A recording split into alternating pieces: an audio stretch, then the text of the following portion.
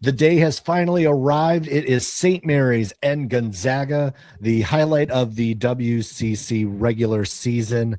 Welcome all into the Unofficial WCC Hoops podcast. I'm Zach Farmer. That's Thomas Dunn. And we've got a great slate of games here on Saturday. We've got a ton to get into. We're going to recap a bit of Wednesday and what happened on that. We'll get into Santa Clara taking care of USF. We'll talk about Pacific just hammering the Pilots at the Spanos Center. And then, of course, like the matchup between San Francisco and Pacific later tonight. We'll get into that as well. But before we get started, be sure to hit subscribe on YouTube, Spotify, wherever you are listening to the podcast. And, of course, because it's today, we are going to start with Gonzaga, St. Mary's. This is the big matchup of the day. It is the big matchup of the week. And this game is right now between, again, a team that is 9-0 versus a team that's 9-1. These two have been, obviously, have been one or the other, the WCC champion, it seems, basically forever. And it's going to feel probably no different in this one because we're getting Graham Ike back in this game. And so we feel we're going to get as a fully healthy of a version of Zags as we will see until probably for another month and a half or so. And this is a fully rested St. Mary's because both of these teams got a full week off. They've had a chance to get ready. And this is one that is just going to have all eyes on this matchup. Man, hope everybody's ready. Hope everybody's got their popcorn, got their beer, got their TV ready. You know, it's a late one over in the Pacific Northwest, but really excited to see this matchup play out. And, you know, it's kind of funny in a certain sense where, you know, even there's a third team involved that wants to see how this game plays out. If they take care of their own business, Santa Clara cares about this game. You know, I think they're going to be kind of like watching those memes where you watch two guys fight, that being the Zags and the Gales, while the Broncos just kind of sit and wait, pending if they take care of business against LMU, which, you know, they lost to the Lions last year, so that's no easy task. But yeah, going into this Zags and Gales matchup, yeah, like you mentioned, Graham Ike expected to play his return to practice. Mark Few mentioned that, you know, he's in his return to practice, he's more learning to trust what his ankle is telling him and giving him more than anything. And I think that's a storyline that matters. I don't think that's more showmanship. I think that's a genuine thing, and I think it's a real thing when it comes to injuries, because it's one thing your physical recovery. I think your mental recovery is a whole nother deal. So Graham Ike, I think there could be a process within the game to get him reacclimated, and it's not easy going against Harry Wessels down in the paint. I'd be intrigued to see how much he maybe leaks out more towards the perimeter to start the game and maybe force St. Mary's to get on their heels defensively from that perspective. And say Graham Ike either doesn't have it or gets in early foul trouble, where does Mark Few kind of turn? At least for me, I don't think you go to Ismaila Diani. I think you go Davis Fogel, you go small and try and pressure St. Mary's that way. And, you know, we'll see how those results play out if it gets to that type of situation. But that's definitely the direction I'd be pointing towards. If that's what happens and Graham Ike isn't necessarily all that, you know, back to 100%. And I imagine not many people are at this day and age with a month to go in the regular season. People are beat up. So that's just, you know, some of the pressure points and initial thoughts I have in terms of what Graham Ike obviously can bring to the table, but also what are some of those read and react things that Mark Few can do, you know, maybe if he's not clicking on all cylinders. Right. I mean, foul trouble is going to be big, but I also think just how much is Graham Ike going to play? Like, is he going to be on some level of a minutes restriction? Are they going to be careful as Ike is going to be kind of feeling out that foot and how that's going to work in game action? Again, like playing to practice is one thing, but we know game speed is going to be a completely different thing to deal with for Ike in this one, especially with likely being matched up with Harry Wessels and Andrew McKeever on the block. Like, that's going to be no easy task. We know that this was one that Ike struggled with a bit more in the second matchup. He still like in the first matchup last year between St. Mary's and Gonzaga in Moraga, he actually was playing really well. And it was when they switched Harry Wessels onto him late in that one is where like a lot of St. Mary's remember like the block that he had on EK that sealed the game. They've used that then kind of same tactic when they went to Spokane. Harry Wessels played 29 minutes in that game where he was playing alongside Mitchell Saxon, who played 35 minutes. So like this is where we really saw the first double big usage against the Zags was in the matchup in Spokane a year ago. Now, weirdly, I was talking about it with a couple of people, and the idea that Graham Ike coming back, obviously, there's no way to not say that that's a good thing for Gonzaga. They're better with Graham Ike overall, whatnot. But matchup-wise, I honestly think that they probably St. Mary's matches up better with Gonzaga with Graham Ike on the floor than they do if Gonzaga had to go small. Because if you think about what the Zags are going to look like, and probably still at times, because Ike is not going to play 40 minutes, I wouldn't expect in this one. So there are going to be moments where Gonzaga is going to use that smaller lineup. They're going to use the opponent where you're going to probably have Worley and Davis Vogel as your 4 and 5, and it's going to look very different. Can you keep the likes of Harry Wessels or Andrew McKeever on the floor in that scenario? Could they be chased off the floor altogether because of the speed, or is it an opportunity for St. Mary's to really kind of dominate on the glass and just kind of feast inside on the offensive end?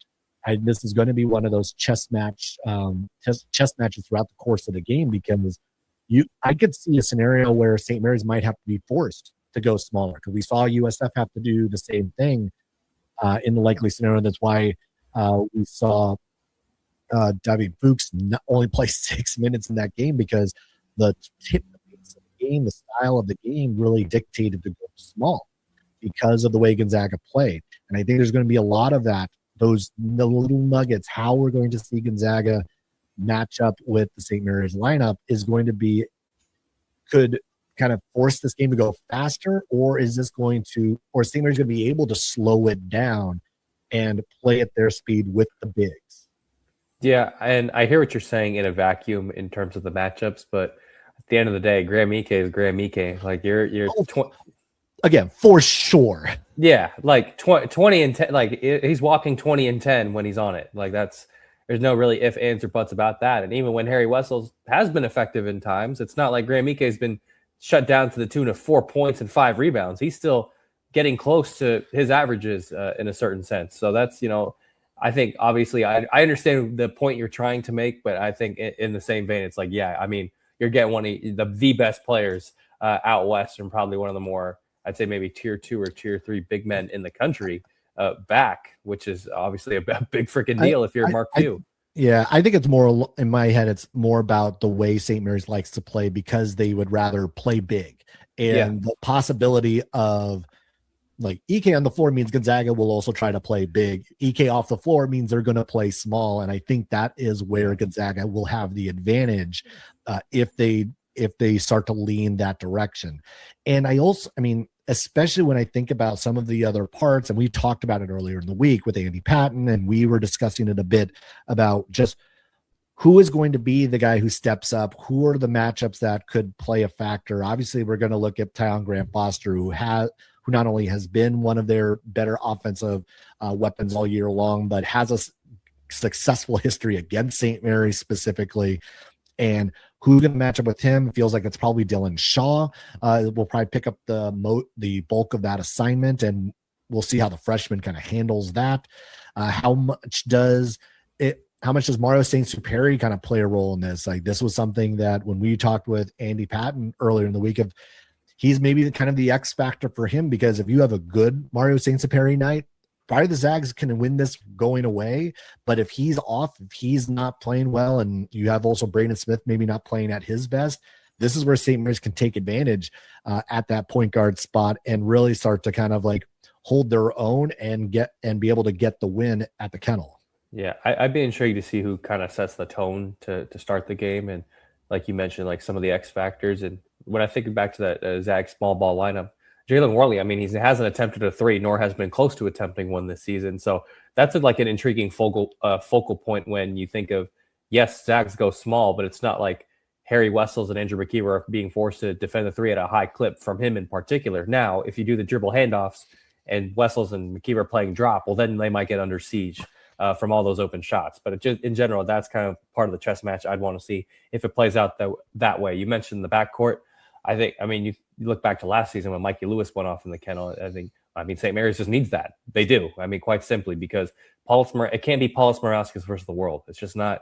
That is not enough. And while acknowledging that he's been great and obviously one of the top 2 contenders for player of the year in the conference to this point in time, like this is like he needs some help. And I don't know if we'll see what Josh Dent looks like in this matchup. I like Dylan Shaw's steadiness over everything. You know, does he get rattled in this environment? And who off the bench kind of there's always that one guy off the bench. So you're just like, you're not expecting, you know, I know Aid Mahaney was a starter for the most part, but just in general, you know, Mahaney goes off, Lewis goes off. Then you're just like, okay, is it Liam Campbell that's going to go off? Or who is it going to be that comes off the bench that gives you those timely, like 7 to 8 points, especially when you sorely need it, when you look back on things. And conversely, for Gonzaga, I'm looking at high leverage Davis Fogel. I mean, you saw it against USF. That was like his first taste of it, more or less. And that's what I'm looking at against St. Mary's. Like, this is not a time where you get to kind of ease yourself into it and feel – I don't want to say feel good about yourself, but you get to say, okay, like, let me get my bearings about me in the first 3 to 5 minutes, and then we'll be on our way. No, St. Mary's is going to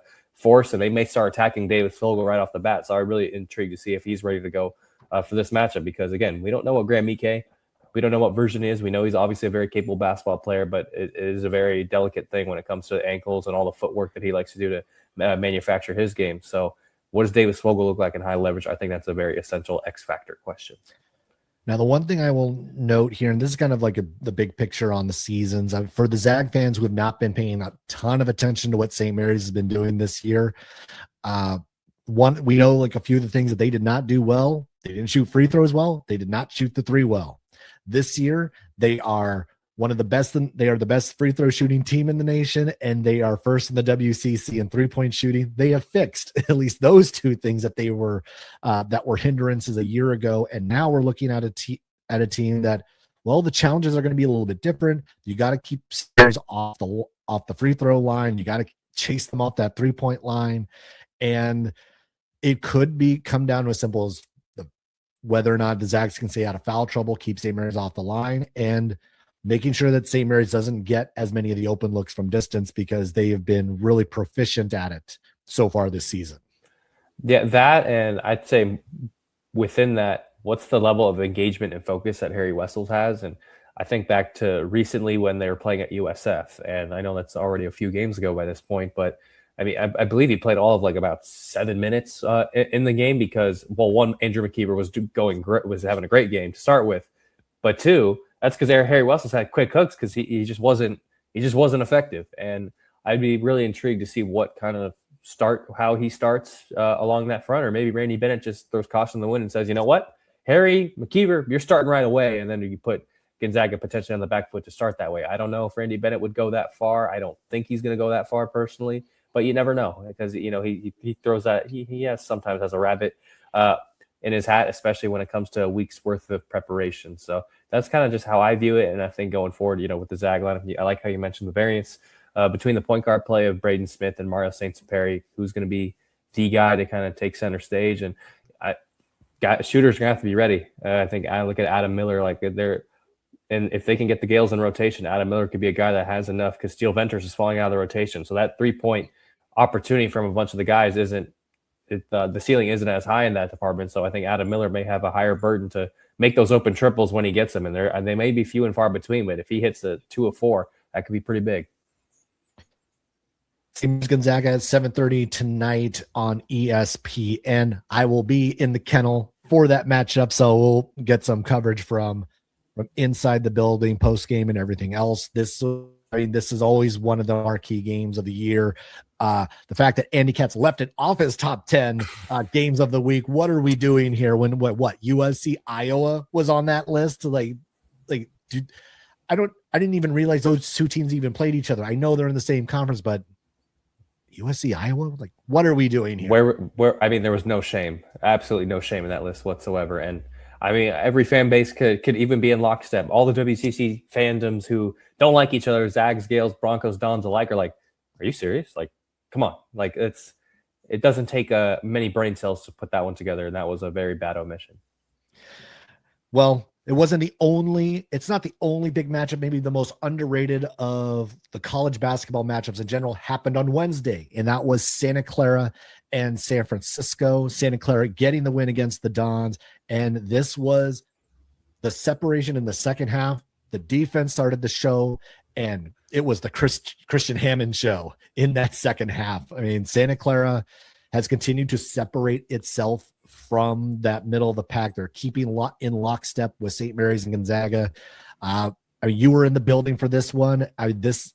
Santa Clara like really turned it on late in the first half and just kept the pedal going into the second. Yeah, and a credit to the defense to start the game, because Broncos were shooting, I believe they were like 2 of 12 to start from the field. They had 4 points in the first 8 minutes. It's like, oh God, here we go.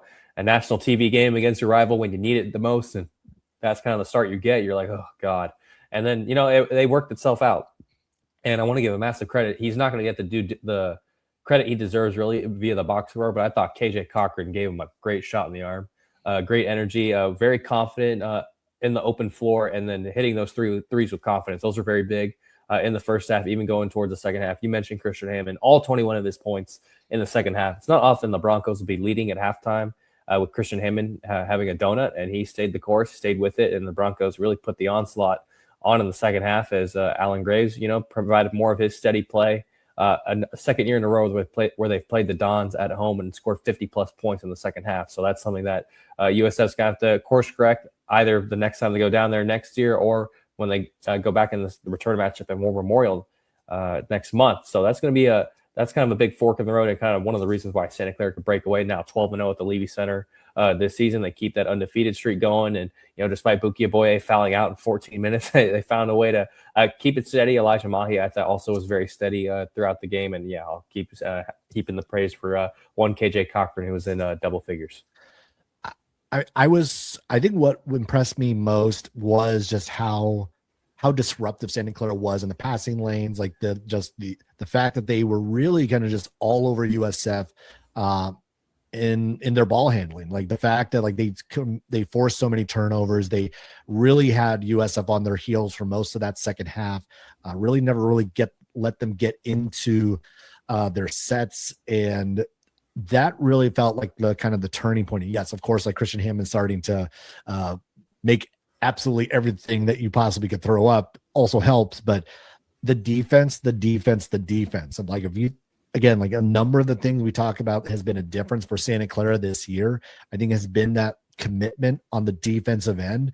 And we have seen it over the course of the season. We saw it again on Wednesday against USF, and it is now setting up a scenario, and what might come as a shock to St. Mary's and Zag fans alike. What could happen on Saturday if Santa Clara does win against LMU, which, they did lose to LMU a year ago, and St. Mary's beats the Zags, which obviously has also happened each of the last 2 seasons at the Kennel. Who will be in first place by the end of the night? The Santa Clara Broncos. Well, here, and I'll start with this. Like, Santa Clara could not be looking at that specific scenario and entice themselves like that. Like, as crazy as I know, LMU is not a good team so this year, but you lost to them last year. You didn't even score 60 points. Like, that has to be point A, B, C, D, go forth all the way through Z of we have to take care of our own business, because that 31-point win at the Levy Center that they had a few weeks ago, that meant nothing. That is, no, you have to go to Gerson Pavilion. You have to go grab a win, however you can get it, and go out the other side. Then you can go out and go enjoy whatever happens between the Zags and Gales if they want to throw it on the team playing home. But Santa Clara needs to take care of their own business. You mentioned their defense. I think we've kind of I know I've been kind of harsh on some of the adjustments that have been made this season, but I think I do have to equally give as much credit to the assistants putting up some of that defense, the defensive adjustments. Mainly, Santa Clara's all up in teams' grill at the point of attack this season, and that has equaled to some really bad fouls. But that's not something they've done in years past, and they lost their associate head coach, Scott Garson, over to UNLV, And now you're starting to see a little bit more, I guess, variation in what Santa Clara is throwing defensively. And I think it's paying dividends, because you mentioned those steals. I mean, Chris Carlos had mentioned post-game, they were doing all right, except they kept giving the ball away, and Santa Clara just kept getting easy layups and dunks, and there's no defense for that. So I think that's kind of what I look at, especially when it comes to Broncos in first place. Like, yes, that's enticing. That's great. I'll sign up for that every day of the week, and then some. You have to take care of your own business first. I mean, every single game from now until that Gonzaga game in February 14th it's the biggest game of the year. Every single game, like, you have to keep going 1-0. LMU is the biggest game of the year. Pacific's the biggest game of the year. Washington State, biggest game of the year. Seattle U, biggest game of the year, because it is. It just is. And I know it's an unfair thing to do and say, but I think that's just the reality of the situation. But Broncos have taken care of business ever since that Loyola Chicago loss. And I think it's something where they're pretty much they're well on their way. If they're playing how they do, they can beat LMU, and then they could potentially be in first place. But you have to take care of their own business above all else first. The defense. Santa Clara second in the WCC in steals, third in block shots. They have been doing it kind of all over the place. They're still middle of the pack on opponent field goal percentage, but the one thing that they've been able to do is make life difficult on the defensive end because of their activity with their hands on the perimeter, and of course underneath, the Bouquet Boye obviously kind of leading the way there and being that rim protector that the Broncos have needed. Great opportunity for them at LMU to continue on again. Like, they need each of these games to hold on to hope that they could be an at-large team. That loss to Loyola will continue to just be a cloud over their head all year long, probably until Selection Sunday. Even on Selection Sunday, even if they do everything they need to do, which is probably beat everybody except and beat everybody, and your acceptable losses are either Gonzaga or St. Mary's, and you probably still have to beat one of them one more time to assure yourself that you're going to get in. But the one thing that you also start to have to look at is, well, seeding for the WCC tournament.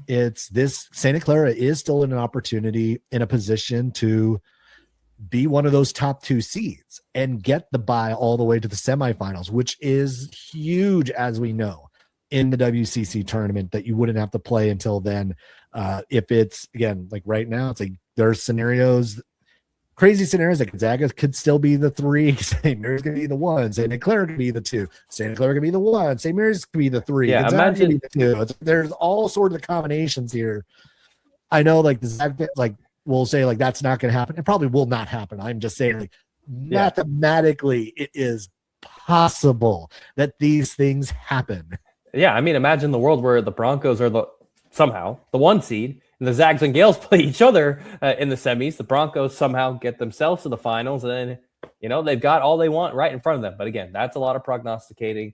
I think, look, I know I'm going on coach speak as an analyst, but you're doing the same thing with St. Mary's going up to Gonzaga. For me, the last month of this season, I'm wearing my alum hat. Like, I will still be fair to all the teams that are facing the Broncos, but I'm wearing my alum hat when it comes to their lens only. And it's like, hey, LMU is the biggest game of the season. You have to treat it as such. And Representative mentioned they treat those games the same, regardless of who the opponent is in conference play. And I think you do have to carry it that way, because you can't just assume LMU is going to lay down. Stan Johnson doesn't really coach his teams to do something like that, despite a bad loss against Oregon State at home. So I'm intrigued, and I'm excited for the Broncos, but they got to look. This is the business. This is exactly what teams of the past have not been able to do. So beat LMU and then move on. Now we'll get into USF in just a little bit on their side, but we're going to start with their opponent that they will be facing on later on today, and that is Pacific, because they went out and just hammered Portland on Wednesday night. They jumped on the Pilots from the get-go. They were leading 40-21 at the half. They ended up winning 74-51. Pacific 10-0 at home. They continue to defend the home court well. You got 17 and 11 from Justin Rochelin. You got another solid night out of TJ Wainwright with 15 points. Pacific starting to play better. And one thing, it's like you look consistent. Like they're kind of getting off some of those inconsistencies we saw earlier on in the year. And there's now taking care of probably like I think they're beating the teams that now they're supposed to beat. And now they're going to be faced with a much tougher test going on the road to San Francisco to take on the Dons. And that's going to be step up a level. But Pacific is doing what they need to do right now. And guess what? They're all alone in fourth place.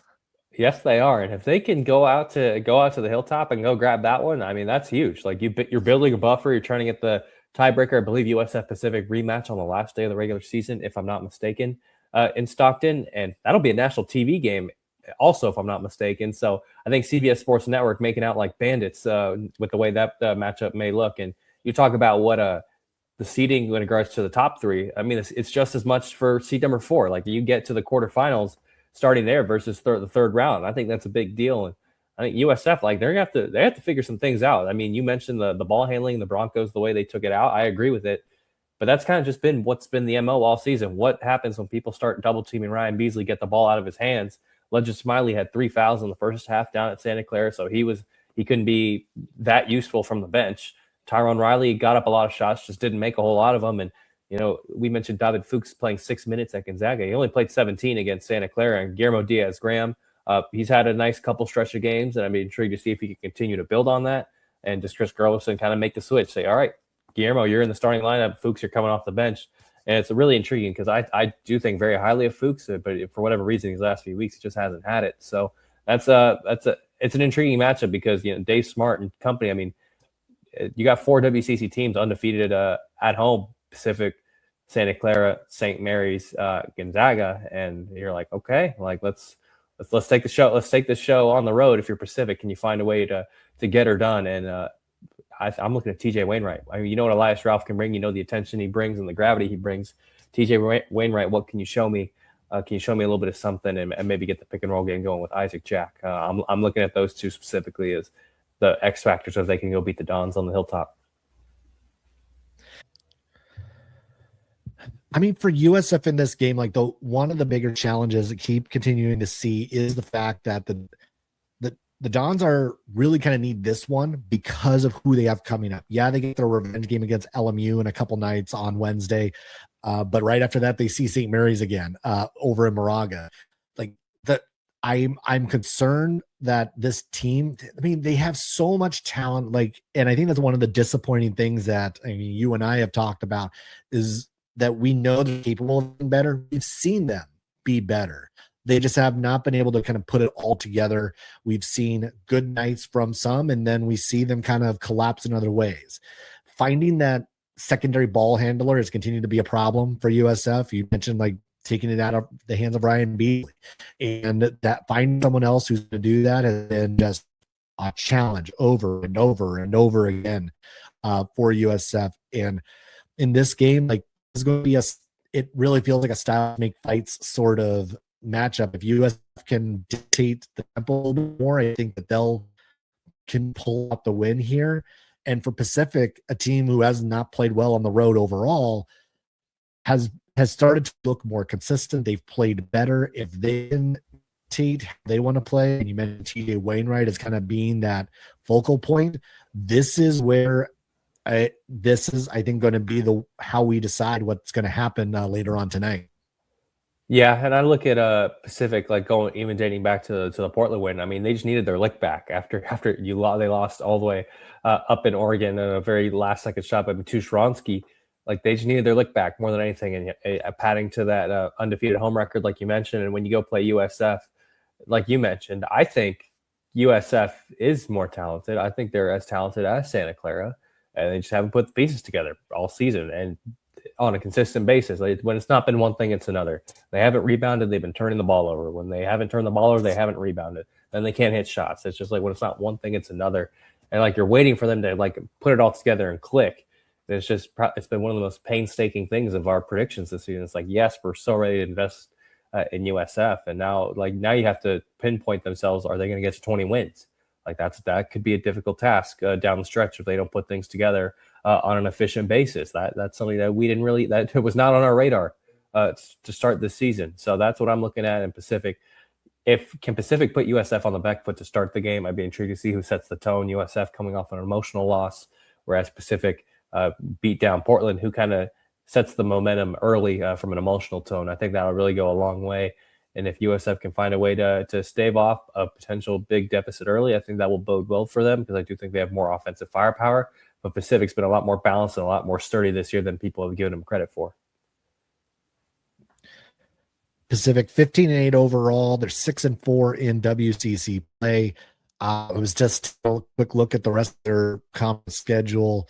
I think it's realistic to actually consider that they're going to be knocking on the door of 20 wins this year, which if you told anyone in Stockton that the Tigers would be knocking on the door of 20 wins this season, I think there'd be just a look of shock, because this team has really been able to turn it around this season. And looking at the rest of their schedule, it's doable that they're going to be right in the ballpark of that 20-win marker.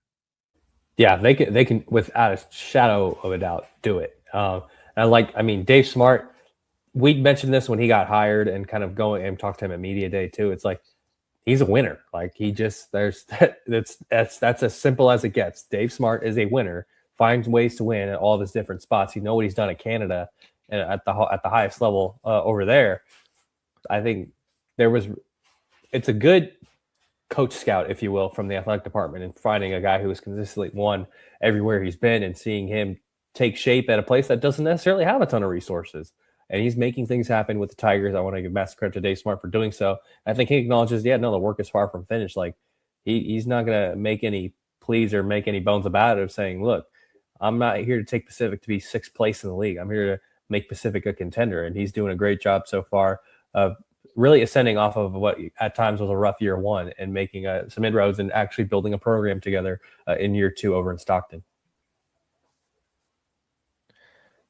We've got two other games that we have not discussed yet in later on tonight. Both are the 3 o'clock games, the early contest, Oregon State at San Diego, Portland at Washington State. The Portland-Washington State one is intriguing because these are two teams that have had highs and both of them had some lows. And going out to the Palouse, like this is, a little bit, this is the Eastern Washington. We have both Sean and David Riley playing this one. I don't know what I expect out of this one. I hope Portland can kind of get back into its rhythm a little bit more. Even shorthanded, it feels like Portland is giving themselves a chance in a lot of these games. They are, and I think the thing is, it's harder to dig deep on the road when you don't have the firepower at your disposal, and that could be part of the case of what they have to deal with going to Washington State, because while it was very close at Portland and the Pilots had chances to win that game and kind of extend down the stretch before Washington State ultimately took the lead and pulled away, I think you look at Portland, they kind of got blitzed against Pacific, and while acknowledging that you get an extra day now in the new WCC schedule, it's still hard because Portland's biggest gripe is that they just have to get healthy, and it's not like you're getting a bevy of soldiers coming back pretty soon anyway. So I think Washington State, they have a lot more in the tank, a lot more options to turn to more than anything. I think the optionality that David Riley has versus Shante, I think will probably win out in the end. I do think it could be a close game, but I do think it's one where almost in a similar game script, but maybe with more points.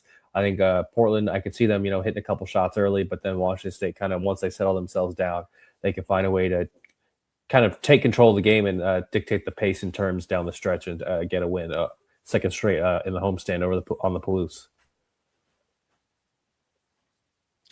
Washington State won back-to-back games.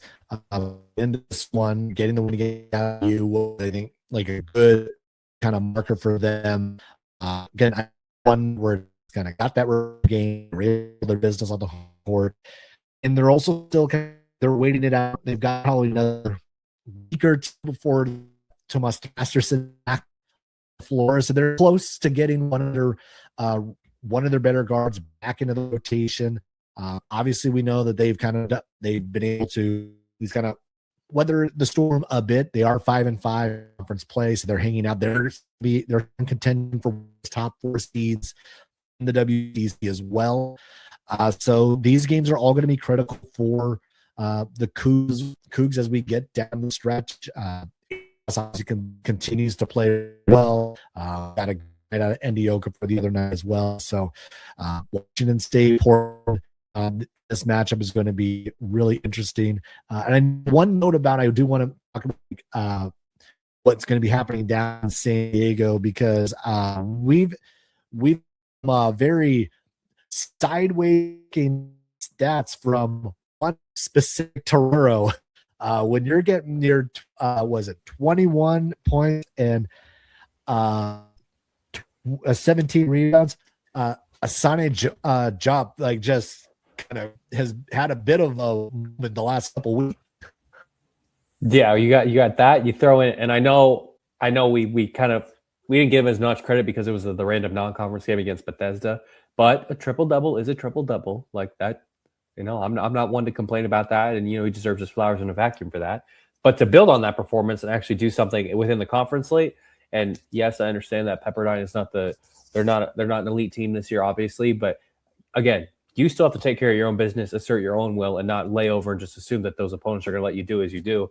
And I thought Hassan Jop has really done a great job in sustaining that momentum. Now can you continue to build on that performance and against an Oregon State team that won a road game? I mean, is it asking a lot here? 2 Wayne Tinkle road wins in a row in this economy? Like, are we asking a lot here?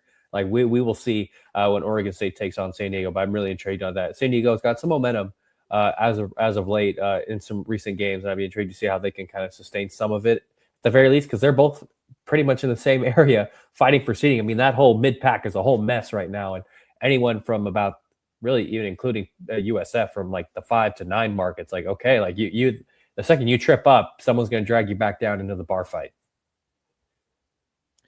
San Diego was trailing the game at Pepperdine by 9 with about 5:40 to go, and I felt really bad for Pepperdine when I saw I think it was the win probability at that stage was like 93%, and then it just completely fell apart. San Diego came back just overtime and got the win. Much needed win for the Toreros. Again, they're staying in this mix. They're staying in the conversation. It doesn't always pray, especially for San Diego, but getting it done.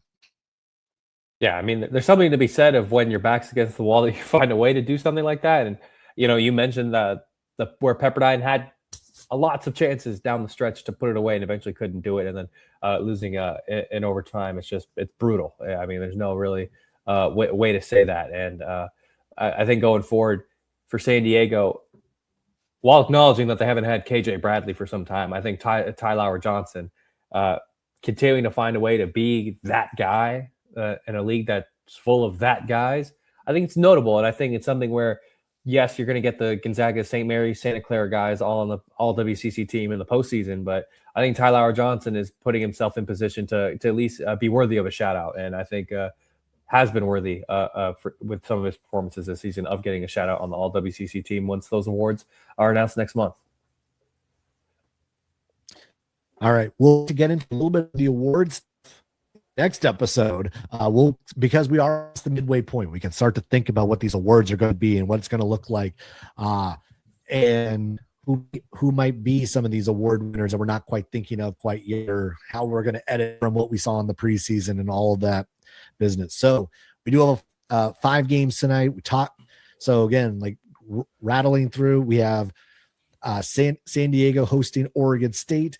We have San Diego, Portland at Washington State, Santa Clara LMU, Pacific at San Francisco, and then of course St. Mary's at Gonzaga tonight at Kennel. Thomas, final words as we head out of here. I mean, if you're not on your couch at 7:30 p.m. getting ready to tune on ESPN with the inevitable 10 to 15 minute tip delay when a game goes long, I mean, you're not ready for this. Like, let's go figure this out. If this game isn't starting on ESPN News, then we've done it wrong, or what? It's not a normal slate of games. So we'll figure it. Well, I'm very excited to see how this plays out, and stylistically, who dictates the terms between the Gales and the Zags. That's really what I'm looking for. So really intrigued and really excited to get to watching it. All right.